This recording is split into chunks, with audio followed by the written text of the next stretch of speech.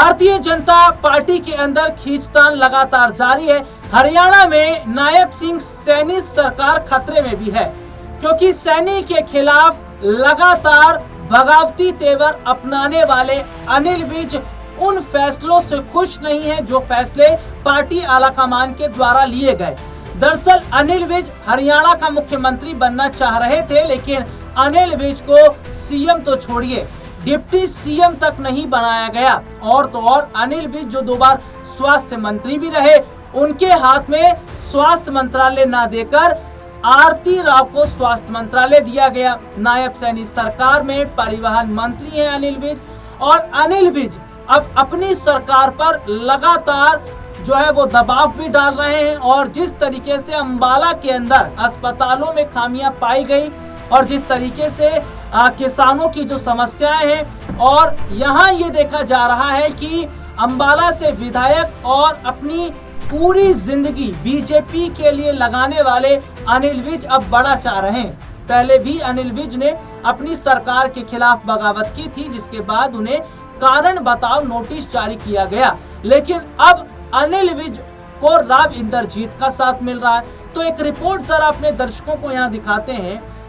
अनिल विज जो कि बीजेपी के खिलाफ बगावती तेवर अपनाए हैं, कौन है अनिल विज, कैसी उनकी पहचान है भारतीय जनता पार्टी में, कितनी संपत्ति है उनके पास में, कैसा रहा उनका जीवन, ये रिपोर्ट आप देखिए। अनिल विज का जन्म 15 मार्च 1953 को हुआ था। कॉलेज में पढ़ने के दौरान ही वे राष्ट्रीय स्वयंसेवक संघ की छात्र शाखा अखिल भारतीय विद्यार्थी परिषद में शामिल हो गए थे। 1970 में वे एबीवीपी के महासचिव बने। 1990 में पहली बार उपचुनाव जीतकर वे विधायक बने थे। 1996 और 2000 में उन्होंने निर्दलीय प्रत्याशी के तौर पर चुनाव जीता। साल 2005 में उन्हें हार का सामना करना पड़ा। इसके बाद साल 2009 में उन्होंने बीजेपी की टिकट पर अंबाला कैंट से चुनाव लड़ा और जीत दर्ज की। फिर उन्होंने साल 2014 के चुनावों में भी जीत दर्ज की। वहीं 2019 में फिर उन्होंने अंबाला कैंट से जीता और मनोहर लाल खट्टर सरकार में गृह मंत्री बने। इसके साथ ही उनके पास स्वास्थ्य विभाग भी था। वे अभी तक 6 बार विधायक बन चुके हैं। साल 2014 में जब हरियाणा में पहली बार बीजेपी पूर्ण बहुमत में आई तो अनिल विज का नाम सीएम की रेस में सबसे आगे था, लेकिन मनोहर लाल खट्टर को विधायक दल का नेता चुना गया था। उसके बाद ये देखने को मिला कि सीएम बनने का जो सपना है वो अनिल विज का पूरा नहीं हो पाया। हालांकि अपने दर्शकों को बता दें कि चुनावी हलफनामे के मुताबिक उनकी चल संपत्ति की कीमत 24.51 लाख रुपए के करीब है। वहीं कुल अचल संपत्ति 125 करोड़ की है।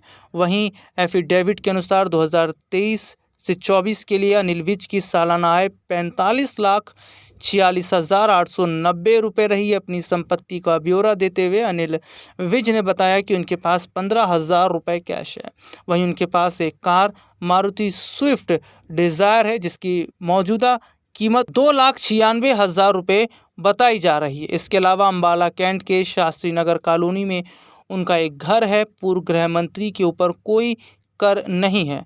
जानकारी के लिए बता दें, हरियाणा के पूर्व गृह मंत्री अनिल विज 6 बार के विधायक हैं और उन्होंने पूरा राजनीति जो की है, उन्होंने अपनी पूरी ज़िंदगी बीजेपी के लिए लगाई, लेकिन सीएम बनने का जो उनका सपना था वो कभी पूरा नहीं हो पाया।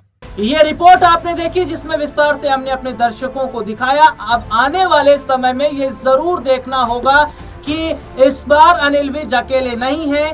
राव इंद्रजीत जो कि मौजूदा समय के अंदर अगर देखा जाए तो मोदी सरकार में वो मंत्री हैं, और जिस तरीके से राव इंद्रजीत की बड़ी पकड़ अहिरवाल बेल्ट पर मानी जाती है, और राव इंद्रजीत भी इस बार सैनिक के खिलाफ खड़े हैं, तो राव इंद्रजीत और अनिल विज क्या हरियाणा में तस्वीर को पलटते नजर आएंगे, और क्या इसका नुकसान बीजेपी को हरियाणा में उठाना पड़ सकता है?